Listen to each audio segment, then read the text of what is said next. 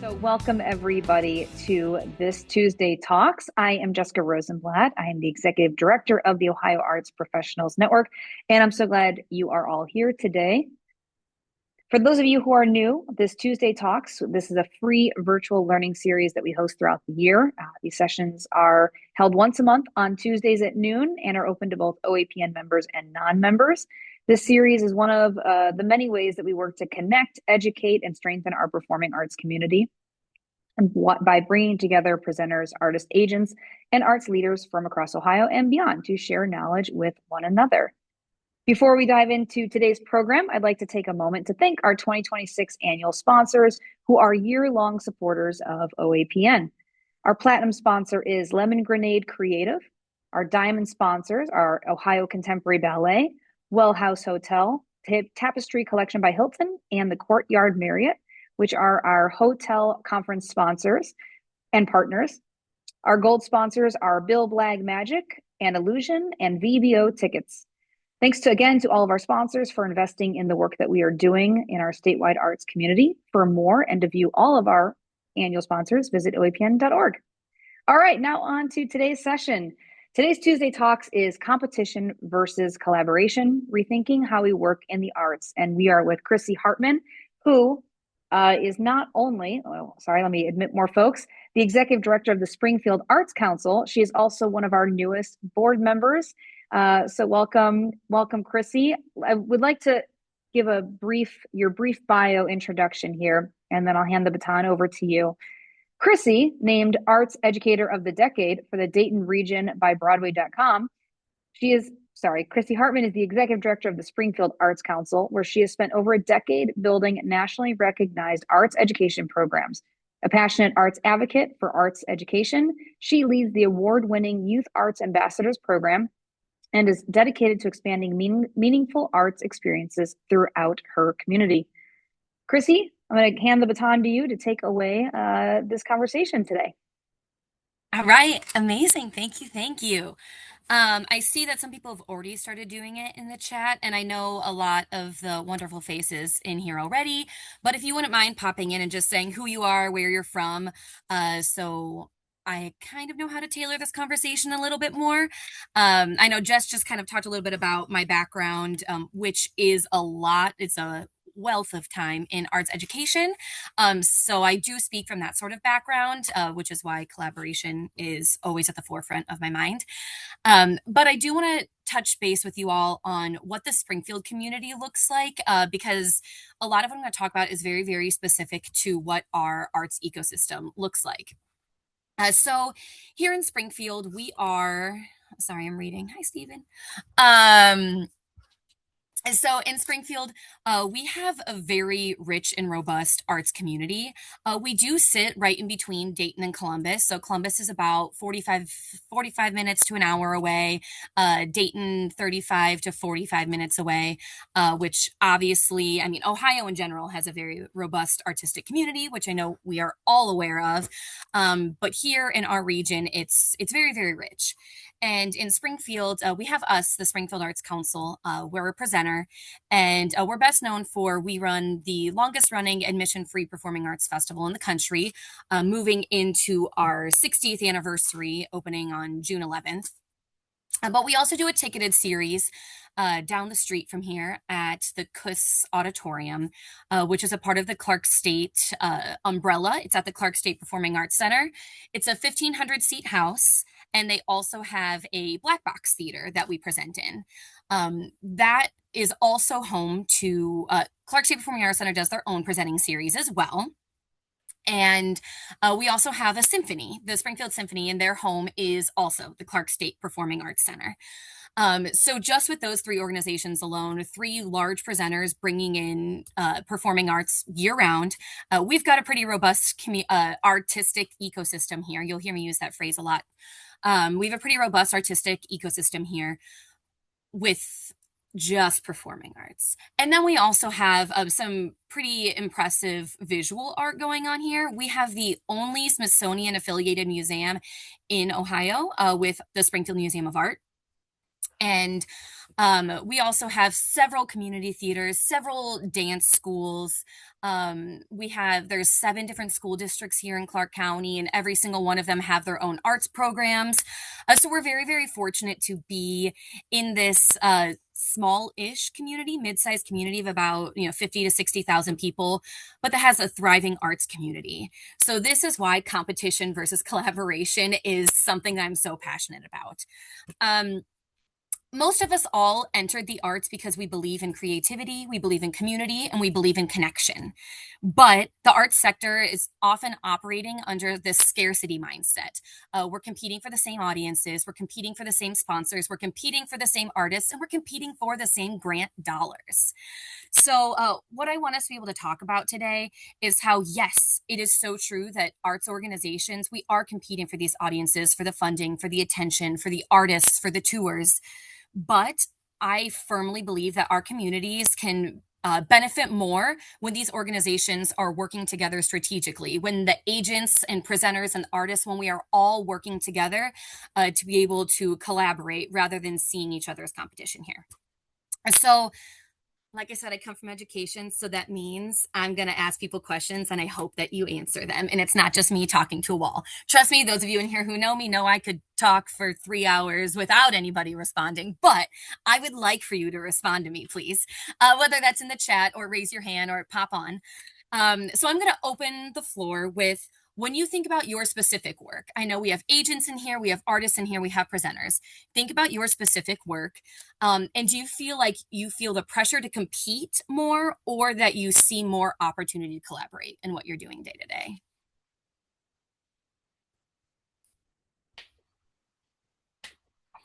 Okay. Oh, my Apple Watch wants to respond. I'm never shy to share, so I'll start sharing. Thanks, Sorry, Kevin. I was like, Natalie, I was jumped gonna into call you. on you or Natalie, so thanks. As an agent, I find actually really great success sharing with others, sharing not only my own roster, of course, but also being aware of the other quality entertainment that's out there to be able to share it with other presenters. Because if I can help make positive connections, the more high quality art and artists that are on the stages, the more work we'll all have. I was once told by the first agent I ever worked for, the worst thing in this industry is a bad act. And so anyway, I find myself sharing a lot. Yay, love that. Yeah, Natalie, go ahead. I saw you about to say something. Yeah, no, I'm going to piggyback on what Kevin said. Coming from the self-represented artists world, I think to finding other folks who do what we do and being able to collaborate so that we have a bigger network of folks that we can either learn from or bring up through the ranks because it's such a weird kind of way of working. I know that Mojo is here and, he's mentored so many folks along the way. And that collaboration and having, someone who will continue to bring in new artists so that you feel like you can be part of the community, and learning what it's like coming from an agent's point of view. I think the collaboration is really the only way it works because if you're constantly just competing, you're turning yourself off to all of the new opportunities that could come your way. Yes, I love that. I mean, I was fully ready for people to come in and say, no, competition. I was ready to battle that. But I really love hearing that we're a little bit all in the same mindset here. Um, so before we talk more specific details about collaboration, I do want us to acknowledge the reality of competition because it is inevitable, unfortunately. Um, there are some structural reasons in the arts, in the performing arts, in the presenting arts, as an agent, as an artist. There's just structural reasons in this profession that competition happens, right? So let's talk about limited funding. There's only so much money to go around. We can't create it. Unfortunately, I don't have a printer in here that's going to give us some more and make it possible. We're competing for the same grant dollars. I know specifically within Springfield, I feel this, but we're competing for the same sponsorships and the same donors. A lot of us presenters are nonprofits, and so I know with my summer arts festival, that is completely funded by grant dollars and sponsorships, and all of those other arts organizations that I referenced that we have in Springfield are competing for that same money. So that's just a reality. There's nothing we can do about that. Audience overlap. I feel like I don't need to explain that too much, but we all know, especially in a smaller or a mid-sized market, we are frequently competing for the same audiences here. Like I said, we are here in Springfield. We are right in between Dayton and Columbus.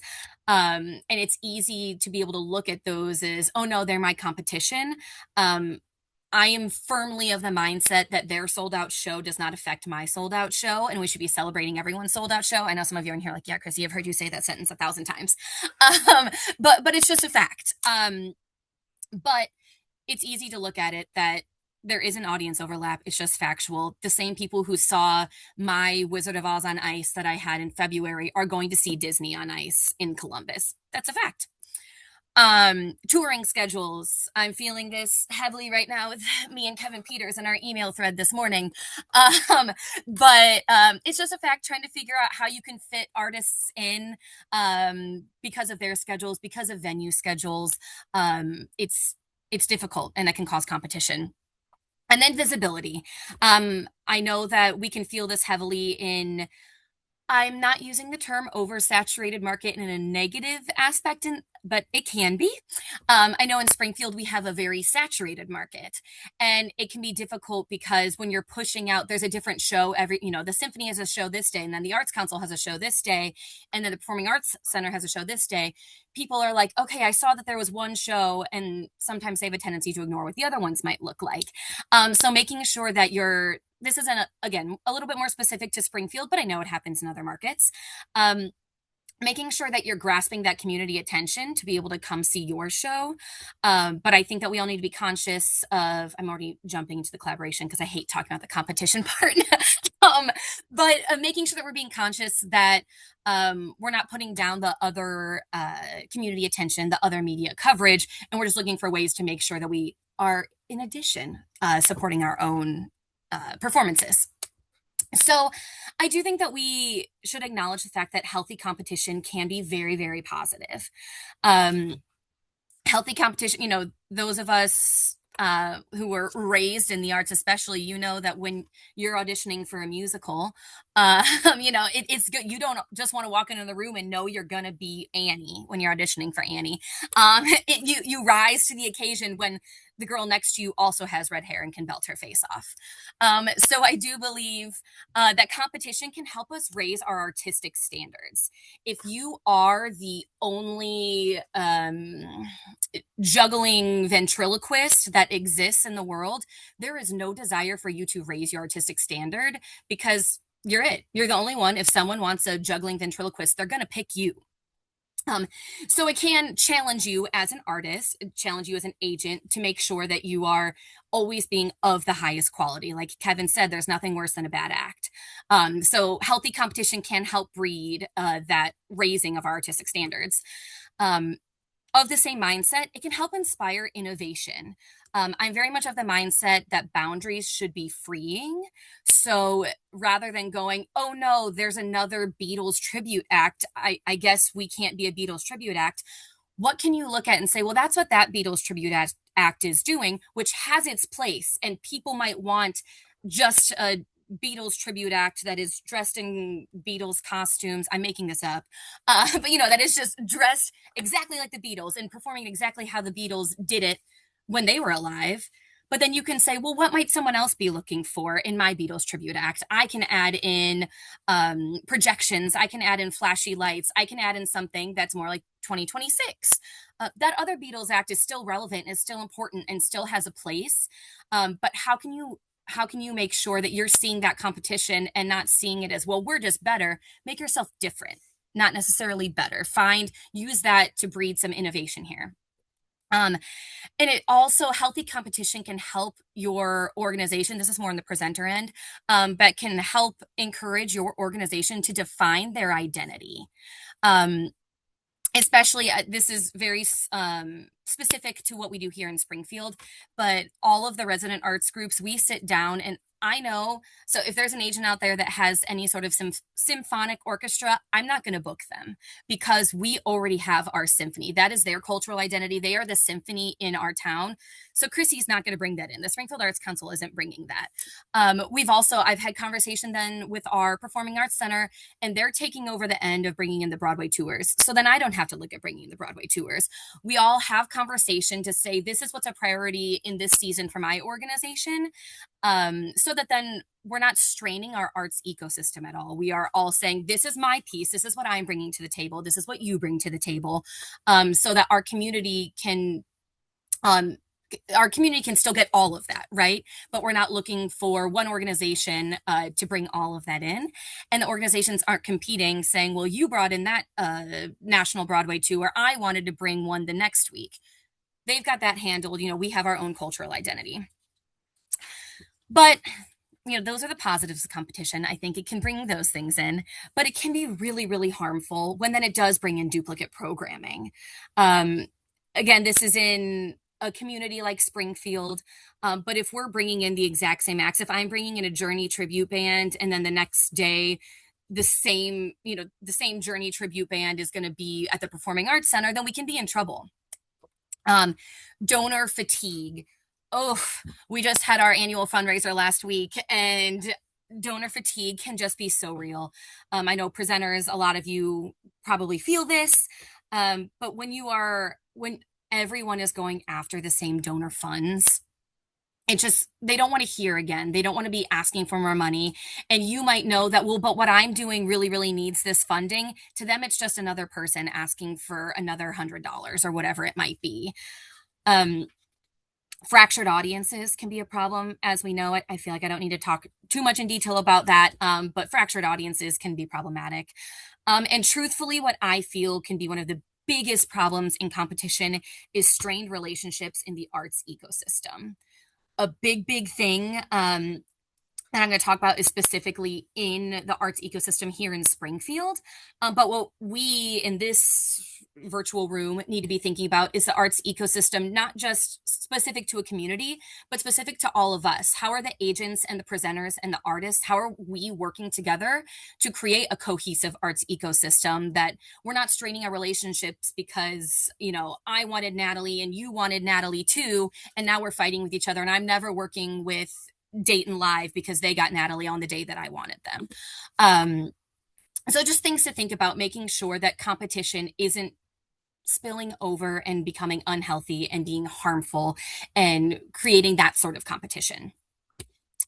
So in many communities, the arts sector, I believe, is at its strongest when the organizations are viewing each other as ecosystem partners rather than competitors. I talk a lot about these other arts organizations in our community as my partners.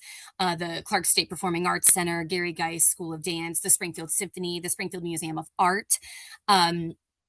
I also talk a lot about going outside of just the arts community into other aspects of our community to be able to be a part of those partnerships and have them bleed into our arts ecosystem a little bit. Some benefits here are looking at shared audiences, which will grow our overall attendance, obviously. So there is some overlap between the Springfield Arts Council and the Clark State Performing Arts Center and the Springfield Symphony. But the second that we're doing a show all together, we do have a couple of unique unique audience members that maybe aren't following what the Springfield Arts Council is doing. But the second we do something together, and the second the symphony is advertising that, hey, look at what the Springfield Arts Council is doing, that's 1,000 more people that aren't on my list that suddenly see what we're doing. Joint programming can attract new funders. That's a huge one. It's something, I'm going to talk about a very specific partnership that we have going on right now. But when you're looking at how to work together, people are much more interested because a lot of times it can be more sustainable if it's not just one organization putting something on or putting something together.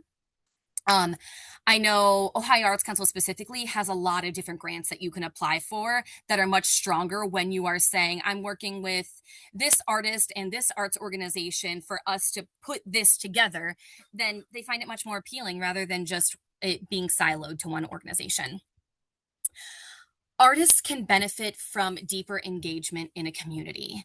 Again, I come from the education sector, so I'm very passionate about artists in residency. I'm also very passionate about artists knowing if outreach is not something you're good at, please do not do it. Like Kevin said, there is, that will destroy our industry. You don't want to say, yeah, I can come in and do a workshop for high school students if that is not in your wheelhouse.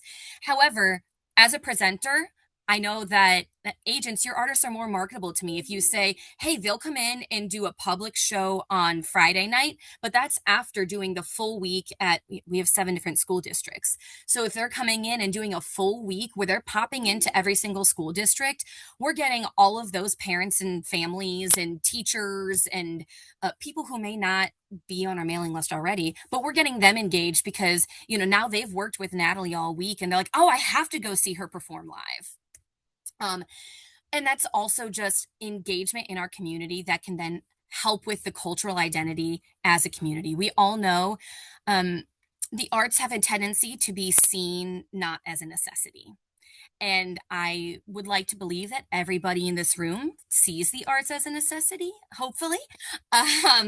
And I think that by doing those sorts of deeper dives into the community, we are finding opportunities to show the community at large, to show society, to help us pivot to a world, this is me being so optimistic, and I know that, but pivoting to a world where everybody is seeing the arts as essential to our everyday lives and not just it's fun to go to the movies, right?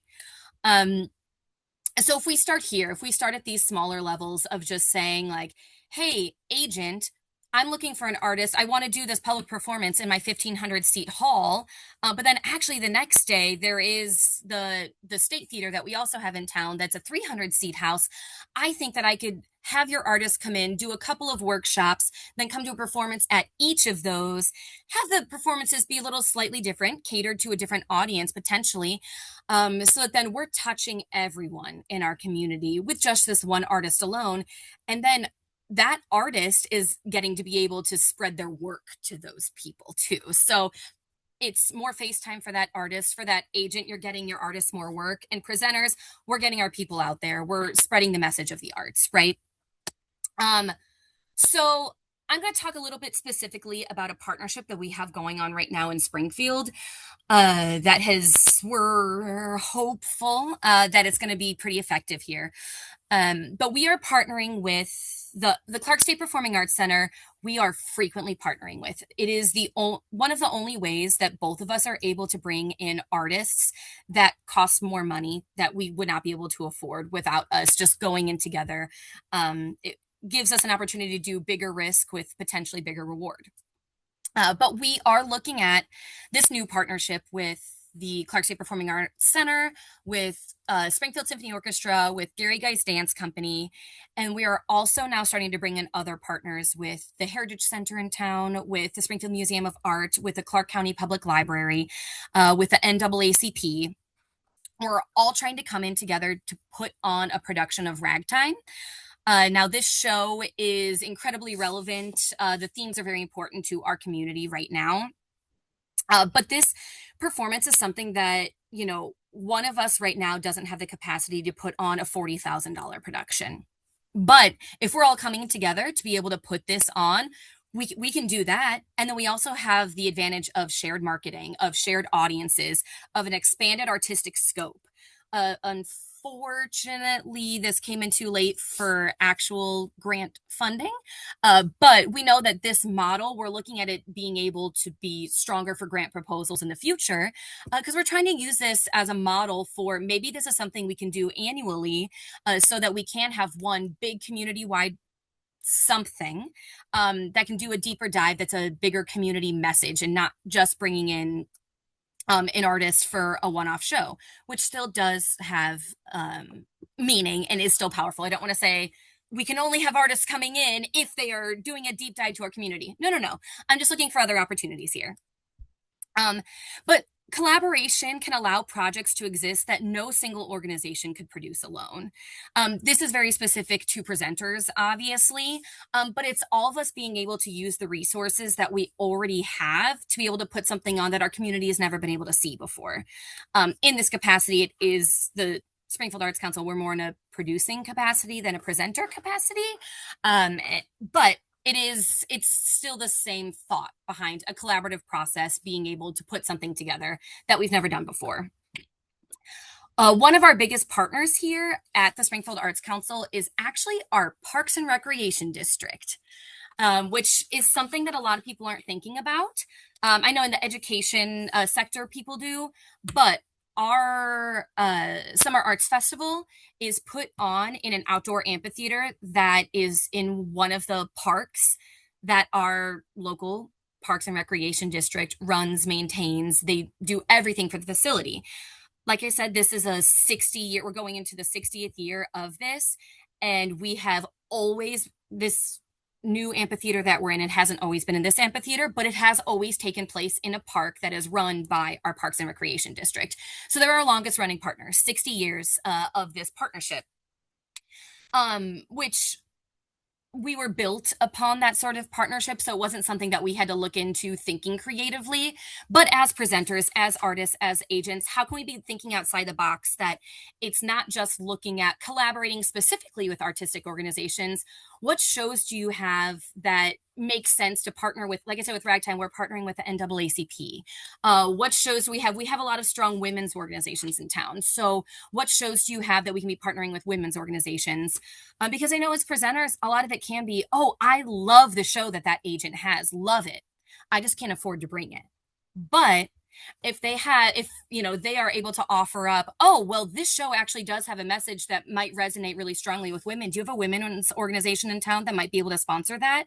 Or something, like I said, with Ragtime, with the NAACP, being able to find any sort of fit in there to be able to get our artists this work. Because presenters, I promise you, we're not being mean. It's not that we hate you. We just sometimes don't have the funding to be able to pay what we know these artists and agents deserve to get. So that makes me pivot a little bit into the artist and agent relationship here with collaboration, and where do you guys come in? So we talk a lot about routed opportunities and block booking and how badly we want these things to work, because by nature they should. By nature they absolutely should, and it makes perfect sense. But it's what we need to be doing as present. And I know that agents in the room are like, yeah, Krissy, tell your presenter friends that. I know. But when we're able to do any sort of routed opportunity for our artists, I mean, it makes it so they can appear in multiple venues in one region. It makes it so sometimes presenters, I mean, I know I love to get an email that says, hey, so-and-so will be in your area, which means they have a routed fee. Love to see that. Love it. And it also can make it, I'm big on this community engagement, but when an artist is in the same region for an extended period of time, it does give an opportunity for them to make more of an impact in that region, maybe not necessarily in that community, but then suddenly, Natalie, you're the biggest one on my screen right now, which is why I keep referencing you. But suddenly, Natalie is Central Ohio's favorite artist because she got to come in and perform at every single venue that we had within 2 weeks' time, right? I'm sorry, it's cold here, though. You don't want to be here right now. Very, very cold. So I want to open the floor a little bit in this moment. If everyone's like, yeah, no, I have no idea how to collaborate, that's why I'm here, then okay, never mind. But what are other people finding in their communities, in their work as an agent, in their work as an artist, in their work as a presenter? I know some of you wear many hats in this, but does anyone have any other examples of what you're finding as successful collaboration currently in the arts community? Or it could be something that you saw 8 years ago that you would love to see revived. Feel free to just unmute yourself. I don't have to call on you like the teacher in the room. I have one kind of growth area that I think is really interesting to me that's come up. And already there's some collaboration here in terms of arts organizations with senior centers and obviously group sales, that type of thing. But what we're finding is that we're getting hired by senior centers to go to some of these private ones where there's no proximity challenge with the organization.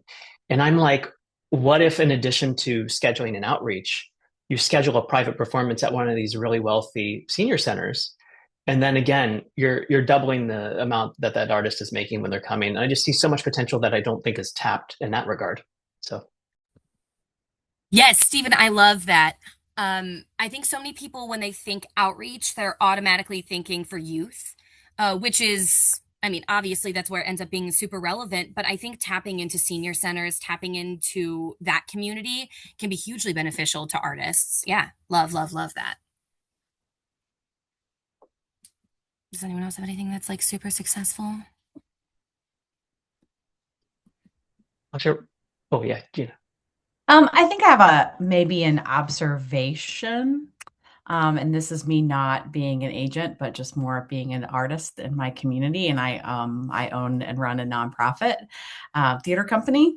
Also, because I don't have enough to do. I have noticed something very interesting about the words collaboration and the words partnership, and kind of what they mean when people say these things, and then what the expectation is. Because sometimes I feel like collaboration comes from maybe a teamwork perspective where we're like working together, and partnership means that there is financial investment. And there are so many gray areas sometimes, I think, when it comes to these two types of relationships. When we are in the artistic world, and so many of us are fueled by passion, and the relation between opportunity and emotional investment, I guess. I don't have a Gina. solution. Yeah, I was like, I was so glad you say that. And I wish I was here with a solution for us, because I feel that I think that that is because so many people feel so passionate. I mean, the arts are collaborative by nature, right? We're all here because we like to get in a room together and all put on something beautiful, right? No matter what our capacity is. And I think that's where we end up. I mean, that's the strained relationships in the arts ecosystem. It comes from that. It comes from people saying, well, you didn't put in the money for it, or, I got you the orchestra. What did you do? It's, and how can we be better? And I really wish I was here to tell you that I have an answer. And unfortunately, that's where we are so lucky in Ohio in general. And I know, Gina, you're right down the street from me. We are so lucky in our community here to have so many opportunities. There is no one is going like, oh, I don't know where to go see a show, or to be in a show, or to write a show, or anything. People know where to go. It's just then we get to this point of, I want to collaborate with you. Well, but I'm fronting the money. Well, so how can we make this happen? Truthfully, that's part of where this passionate conversation came from, was me kind of ranting to Jess about because this is how people feel about this, and they shouldn't, and we should just be working together. And I don't have an answer either, Gina. Other than I feel like that is hopefully the more, it feels like everybody in this room in this moment feels this, right? We all feel like we should be working together, and that we should be able to just communicate clearly about what we're looking for, and be able to, and in a hot second, I'm going to have a couple of actual practical, tangible things we can all be implementing. But spoilers, the first one is like a shared calendar. Because we all just need to be communicating with each other, and being open about our communication, and being open about what our expectations are. That's something that I'm really appreciating right now in these partnerships that we have with the symphony, with the Performing Arts Center, with the dance companies, is that we all sit down and say, listen, this is what I can bring to the table. And if that's not enough, then I shouldn't be a partner here, because we can only do what we can do. And we all know in the arts, we're not, making millions of dollars, but we are working 24 hours a day. So it gets to the point where you just say like, this is what I can do. This is what I can bring to the table. And I would really like to be a part of this project. And if it's not enough for some people, then sometimes you're passionate behind it, but you just have to know what your boundary is and know to say like, if what I can bring to the table isn't enough, then I can't be a part of that. Which is hard. I know I personally had to step away from a project recently where that's what it was. I had said this is what I can bring to the table, and it wasn't enough, so I had to step away from the project. Jess, do you have a hand raised? I do. By accident, we figured that out earlier. Yeah, no, first off, Krissy, great conversation. And it's an expansion of what we communicated about a couple months ago. So I'm glad you're bringing it here. And I think, of course, everybody's very like-minded. And I think we're always trying to figure out how we collaborate more. So my question to the folks on this call, what can OAPN be doing that would be the most beneficial for you guys on this call, as an agent, as an artist, as a presenter? Of course, conversations like the shared calendar, a block booking system would be really beneficial. And I can tell you all that Kyle from Arts Northwest, I think he received the grant, but they were working on an app that they're building out. They did receive a grant for an AI modeled block booking app. So we're waiting to touch base with Kyle to see where they're at, because if they can build something out, then we'll all kind of buy into that and share that with each other. But of course, building things out, that is a skill. That's not one of my skills, but just anybody who wants to speak up and just say what we can be doing that might better assist you guys would be really helpful for me.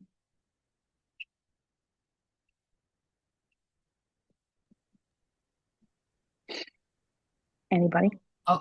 Kevin, I saw you. Yeah, Jared. Hey, hello. I have a question about how it's been a long time since I've had to manually enter data into like a local arts council's shared calendar, and the times that was part of my responsibilities, that was grossly inefficient. The calendar was always out of date. It required 100% manual entry. It was clunky. It was on their website. It wasn't connected to everybody else's website. And then ultimately, the downfall is usually that it's not actually a shared resource for people coming in to look for information. It's something that it's sort of like a talk piece that the whoever is convening that calendar space, it holds up as though it were collaborative, but it ends up being like a task for everybody. My question would be, and in direct response to Jessica's question, I suppose, is what can we do to automate that system? Like we are living in an age where there are scraping services and AI generated posting and surely there's a way that we can leverage the technology to do the shared calendar system and make it something that actually would work in a way that doesn't require such labor, that I think is typically the tipping point for most of these services, that it just requires too much effort to maintain. Okay, I have sort of an answer to that a little bit, that I was gonna call you about later, Stephen. But for those who don't know, if you are not an OAPN member, then unfortunately you don't have access to some amazing resources that Stephen has put on the OAPN membership page. Natalie and I could talk about it for days, but he has some pretty incredible. There's this interactive map that all members can go on and see that shows all of the venues here in Ohio. So if you're an artist or an agent who's looking for where can I go in Ohio, so you're coming to the Springfield Arts Council, go find me, and then you can see everyone that is within, you can see everyone in Ohio, but it's able for you, or it's easily accessible for you to be able to find some more routed opportunities around there. But here in Springfield, our chamber recently came up with, I am not technology. That's why I said I was going to talk to Stephen about this. But if someone, all of the Facebook pages that they follow, if we create a Facebook event, then it automatically puts it into this shared calendar that is on the Greater Springfield Partnership. That's what their name changed to. Yeah, that it automatically puts it onto their website, so that I don't manually have to say, "Hey, the Summer Arts Festival starts on June 11th." The second I create that event, it's on their website. It does mean that then you have to, be watching that website. But I think that's something I want to talk to Stephen and Jess about, that I think OAPN, if we can figure out what that technology is, OAPN could become that hub then to be able to have everybody's events, if you're a member, of course, but that could be something that's easily accessible. Because like you said, the technology exists. We just have to be able to utilize it, because you're right. It is, I'm telling you, if I have to sit in one more meeting where they just say, well, we just use a shared calendar and that's just what you do. It's always everybody's answer. And it is just not that easy, because we're working, it's not that easy to just also, after doing all 37 things you have in a day, to then submit all of that information into that new shared calendar. So I haven't talked to Jess or Stephen about that yet, so that was a surprise to both of them. but it is something I think we should look into, because I think OAPN could really, really take that on. Yeah.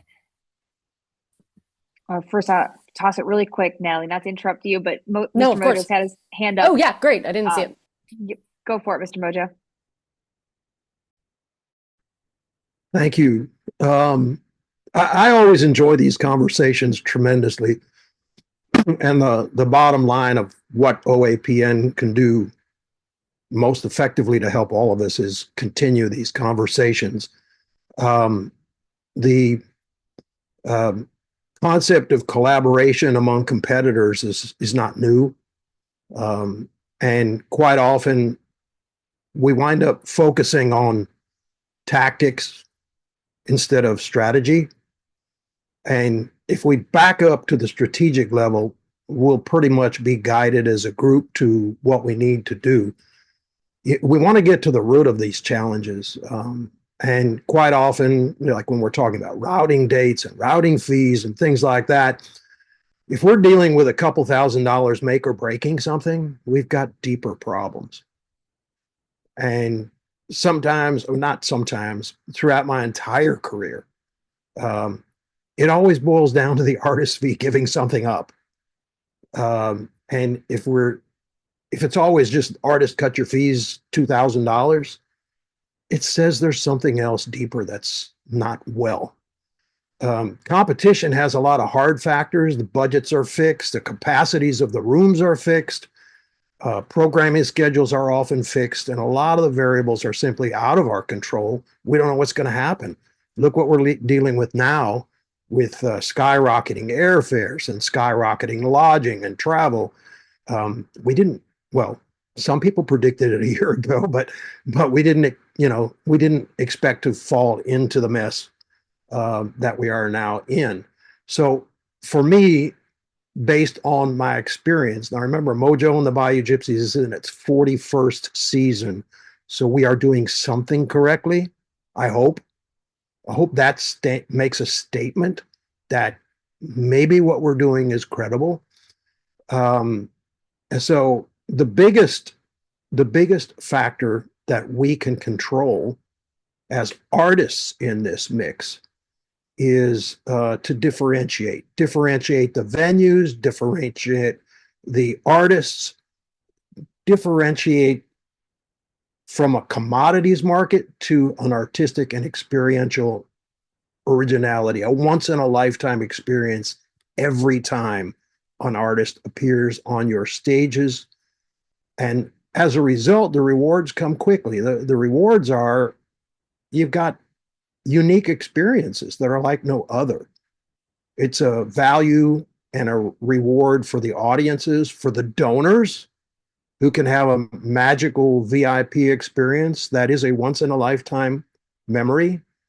For partners, everyone getting involved, they now have a product that they are selling to generate funds, to drive development, whatever. but it's a unique experience, and there's no donor fatigue or partner fatigue if you're doing something you've never done before.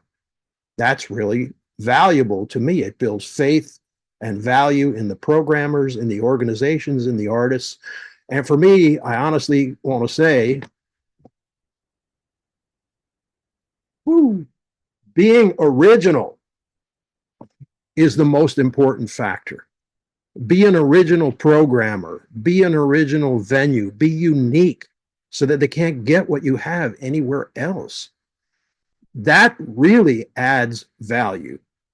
And you know, if you're trying to fill seats with commodities, you will fill them, but you will not fill your bank of credibility, in my personal opinion. Eventually, I mean, how many Journey tributes can you see?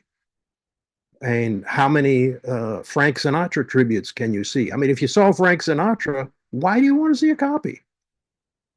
You know, maybe it's just something to do, like turn on the television. So we have to work together to create unique experiences for audiences, for donors, for communities, for partners. For me personally, that's the key. And that's why we've been 100% original all of our career. My mentor was Wolfman Jack. And when I was 14 years old, he said to me, be yourself, because no one can be you better than you. You're the only one. You're the show. And that's what I encourage everyone to think of strategically. I like the concept of having AI tools help us to build, I won't say routing, but I would say valuable programming. You know, I don't do, I'm sorry to take so long, but it's important. I don't do routing dates and discounts like that. And there's one simple reason. Why is it important to have a presenter grab me when it's convenient for me instead of when it's a home run for the presenter? So, you know, maybe a Monday night might be really good to get a discount, but is it good for your programming? Is it good for your community, good for your audiences, good for your reputation, good strategically? That's just my personal opinion. I've never done routing. I've always done one-offs. So it is sustainable. It is feasible. It's justified. There are some risks, but the returns are always good. So I encourage us all to look up at the strategic level, and the tools we need will come to us based on our actual need to accomplish something. I spent the morning looking at venues all across the United States because I want to do across the country benefit concerts for children's charities, for Shriners Hospitals, for all this stuff. And AI is a fabulous tool. Artificial intelligence is a fabulous tool. Yeah, it would help us all tremendously, but we've got to find out which problems to solve first. Oh, Joe, 41 years, you're younger than I thought. Yeah. Actually, Kevin gave me a wonderful talking point when at the Napama retreat in where were we? At Thalian Hall in Wilmington. He said, I guess we got to let the old guy talk. Jess, I just want to quickly add, I say this to Minnesota as I'm a part of the Minnesota Presenters Network. What can you do? The stronger the network is, the better it's going to be for all of us. It's simple. More presenters you can have, the stronger that network can be, the better it's going to be for all of us. Do you hear that, Natalie? This is our problem as the membership committee. We will solve it.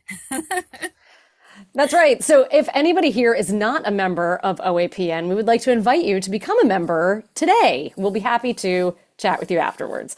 The only thing I was going to ask was, as we're coming into a conference year, because this year, in case anyone doesn't know, is an OAPN conference year, how can we find ways to do some of this collaborative work at the conference? Like, I know that in the past things have been, there have been some amazing programs like doing we don't call it speed dating, speed networking events, and places where there are mentorships available for people who are new coming in. So is there anything that anyone can think of that we can look towards as we're here in this conference year to invite collaboration and especially to invite new members? Because like Kevin said, without members and without a strong membership, we are not able to give the value that brings in collaboration. So does anybody have any thoughts on that? Jess and Krissy included.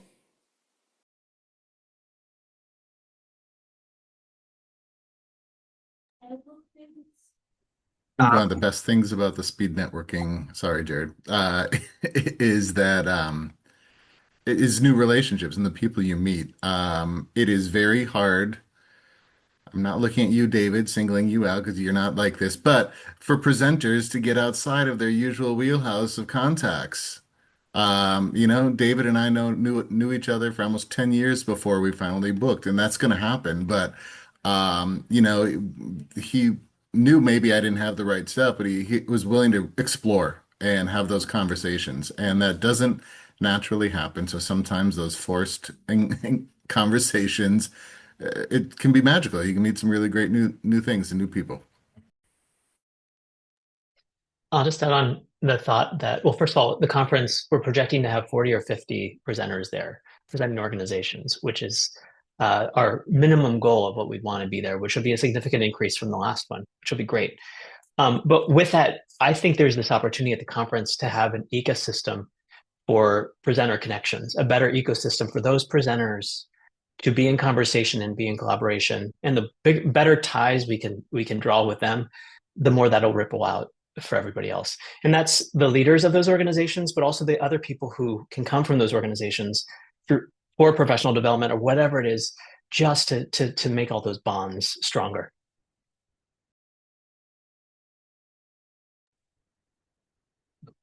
Mojo had his hand up. I agree with you 100%. You need to put the organizations together.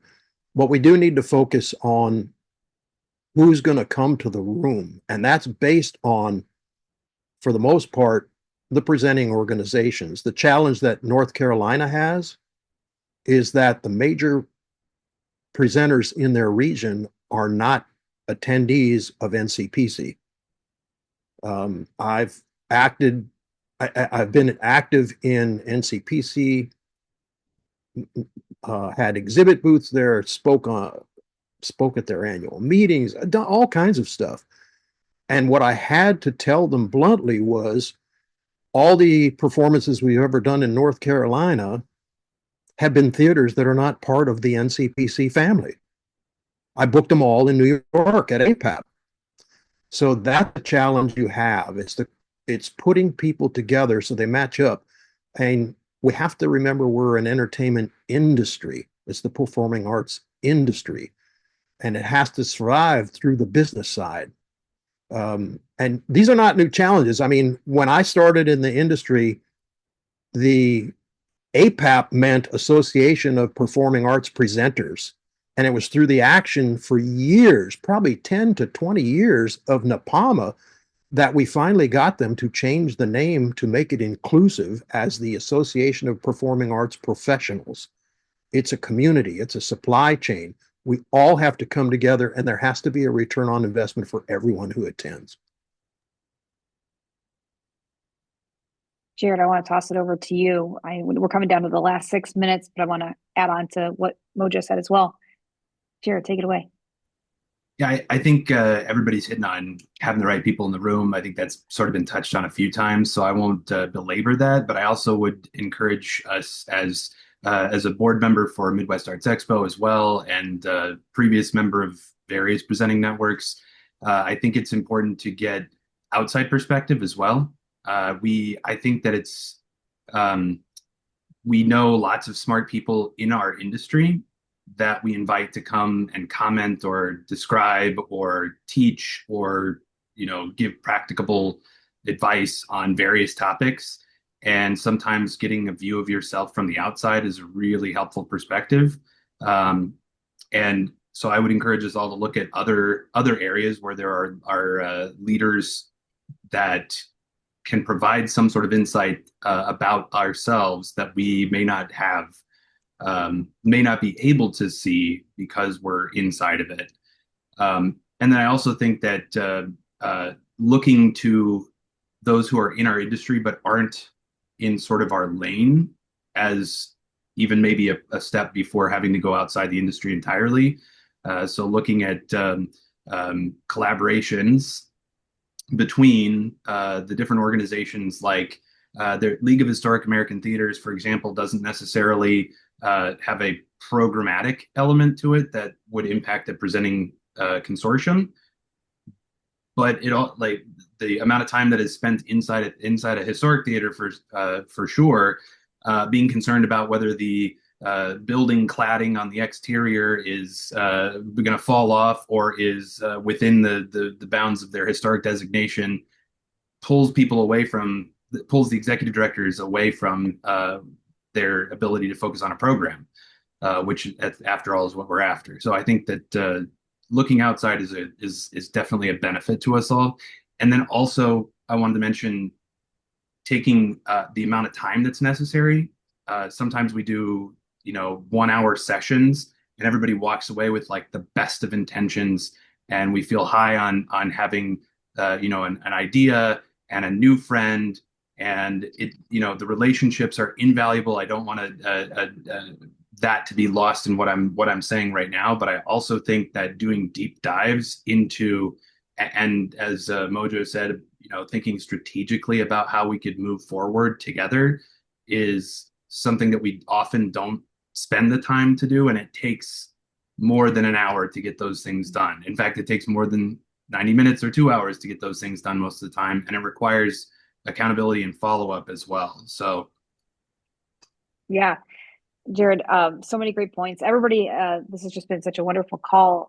I was listening to a book on my drive into the office today, and the conversation was about how humans have kind of the attention span for their tasks for about 90 days. And if there's not like another meeting set or, that check-in, we kind of forget about it. We've moved on to all these other things. So maybe Krissy, if you'd like to lead this conversation again in 2 months or so, maybe we can all circle back to this, and maybe there's some follow-up that we can do, as OAPN with everybody on this call to say like what, Mojo, you brought up a lot of great points of this, the things will come to us when we know the bigger picture and the strategy. But if everybody is interested, I'm happy to continue the conversation via email and getting another meeting like this on the books. That's one. Two, speaking of APAP, Mojo, APAP is actually going to lead a conversation, another Tuesday Talks for us on May 26th.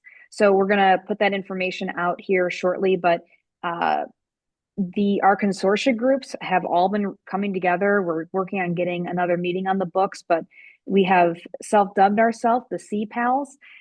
Kevin's part of that, and the folks at APAP. We've invited Max into the conversation, North Carolina, Montana. Who am I forgetting? Oh, the West Coast, WA, Kyle and Josh over on the West Coast there at WA and Arts Northwest. So a lot of these pieces that you guys have brought up on this call, we're going to bring back to that conversation as well. And then finally, I will say, Mojo, hearing what you said about these bigger presenters weren't attending North Carolina's, and they're really expanding to this, be more of the regional version.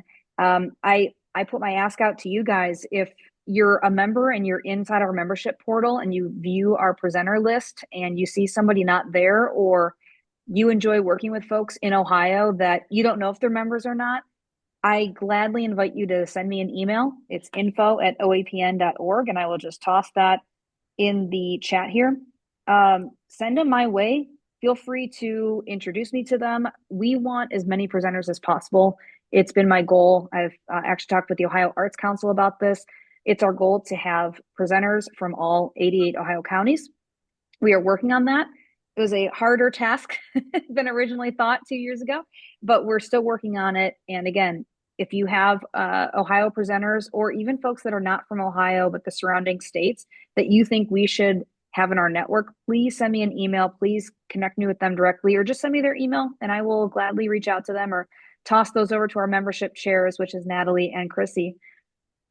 That's all I've got. Krissy, I'm going to let you close this out. Amazing. Thank you guys. Yeah, I mean we're all at the same mindset here, right? We know that competition is going to exist in the arts. It's always going to exist in the arts.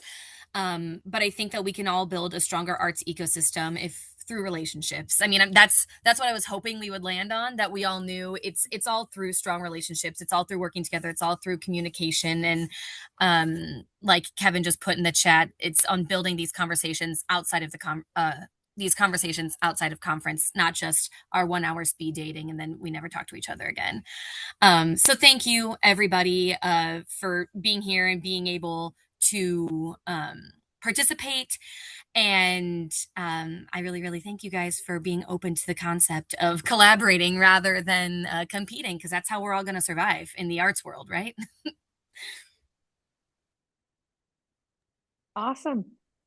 Awesome. Everybody, thank you so much again. Oh, Stephen, please. And I just want to say, Krissy, you teased at one point practical steps and you mentioned a shared calendar. But if there is other practical steps, maybe that's a future conversation or maybe that's a follow-up or something. So yeah, if we're going to do a follow-up conversation, then I think because I chat. So yeah, I could chat for a whole other hour about that. I love it. Mojo, I'll reach out to you about the PD session. Well, this is great. Wonderful conversation. You guys will hear from me in a follow-up email after this. Thanks for spending your lunch with us. I really appreciate you guys, and keep on the lookout for our next announcements for our next few Tuesday talks. In the meantime, take care.